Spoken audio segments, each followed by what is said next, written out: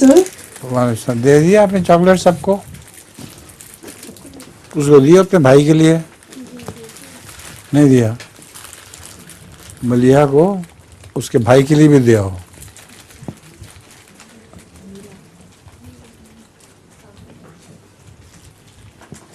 ہاں جی، اب کون ہے؟ سوال آپ کا ہے؟ جی سنائیے۔ حضور، اللہ تعالیٰ نے قرآن شریف میں فرمایا ہے کہ جس کو حکمت عطا ہو جائے اس سے خیر کثیر ملے گی۔